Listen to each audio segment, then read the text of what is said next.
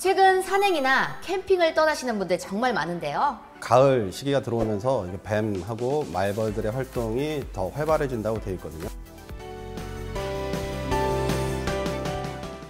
이 야외 활동 시의 안전사고, 특히 어떤 것들을 주의해야 할까요? 일단 가을 시기가 들어오면서 뱀하고 말벌들의 활동이 더 활발해진다고 되어 있거든요. 뱀 같은 경우에는 이제 동면 준비를 위해서 먹이 활동을 해야 되고, 벌 같은 경우에도 그 새로운 여왕벌들이 활동을 시작하기 전에 최대한 개체수를 늘린다고 하더라고요. 그래서 가을이 이제 제일 뱀과 말벌들이 활발한 시기다. 매년 그 뱀에 물린 환자들이 한 500명 정도 보고가 된다고 그래요. 그다음에 최근 5년 동안 벌쏘여서 병원에 방문한 환자 수는 한 5,457건 정도 되고요. 특히 9월에 이제 50대에서 60대에서 가장 많은 것으로 되어 있고, 이 중에서 한 151명 정도가 입원을 했고 24명이 사망했고, 그중에 15명은 아나필락시스 쇼크로 사망했다는 기사가 있더라고요.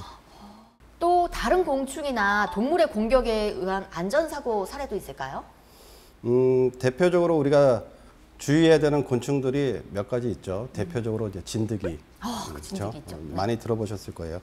그래서 SFTS라고 중증 열성 혈소판 감소 증후군이라고 하는데, 이건 사실 물려서 감염이 됐다 하면 치료제도 없어요. 그리고 치사율도 굉장히 높거든요. 그리고 바로 나타나는 것도 아니고, 모든 병이 그렇듯이 잠복기라는 게 있기 때문에 그래서 가능한 한 야외 활동할 때 진드기에 물리지 않도록 조심하시는 거. 그다음에 개미 중에 이제 붉은 불개미라고, 원래 우리나라 개미는 아니고 남아메리카 쪽에 있는 개미인데, 2017년인가 처음 우리나라 부산항에 이제 배를 타고 들어온 경우가 있어요. 배를 타고 오셨습니까, 그분들이? 결국 그때 뭐 사멸됐다고는 판단이 됐고, 그 이후에도 좀 몇 번 붉은 불개미가 발견된 적이 있거든요. 그래서 저희 어렸을 때 불개미가 있었던 기억이 갑자기 얼핏 나긴 하는데, 그때 그 불개미가 그건 아니겠죠? 2017년 전에 처음이라 그랬으니까. 그렇습니까? 그럼 아닌 것 같습니다. 네. 그다음에 또 동나방 같은 것도 있어요. 그래서 그다음에 여름에 많이 나왔던 뉴스 중에 해파리에 쏘이는 거.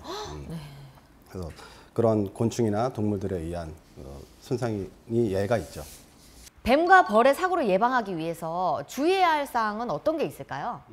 일단 뱀 같은 경우에는 우리가 이제 벌초를 오랜만에 가시면 막 잡초들이 무성하고 안 보이잖아요. 그런데 숨어 있는 뱀을 우리가 아무것도 모르고 다가가다 놀라게 해서, 사실 뱀 자체는 공격성이 원래 그렇게 강하지 않다고 되어 있는데 자기한테 위협을 느껴서 그러는 거니까, 그래서 그런 데를 지나다니실 때는 이제 막대기나 긴 지팡이를 이용해서 해치면서 확인하시고, 그다음에 뱀 물렸을 때를 대비해서 가능한 한 두꺼운 등산화 같은 거 신고 물림을 예방하시는 게 좋고요. 벌은 어두운 색에 많이 반응을 한다고 그래요. 그래서 말벌이 사람 머리를 공격하는 이유가 이 머리카락이 어두운 색깔이니까, 또 뭐 곰 같은 동물하고 이렇게 혼동이 되면서 머리를 주로 공격하는 이유가 어두운. 그래서 그 옷차림도 가능하면 좀 밝은 색 옷차림, 그다음에 모자도 이렇게 가능하면 챙이 좀 있는 모자를 통해서 쏘임을 좀 예방하실 수 있고요. 그다음에 이제 여자분들은 예쁘게 보이셔야 되니까 화장, 향수 이런 거 뿌리시면 그 냄새 때문에 벌들이 많이 꼬일 수 있거든요. 와, 정말입니까? 저는 이 어두운 색을 벌이 좋아한다는 걸 상상도 못하고 있었습니다. 오히려 밝은 색이 더 튀지 않을까라고 생각했는데. 그리고 또 하나, 달콤한 음료수와 과일 향에도 벌들이 꼬일 수 있어요.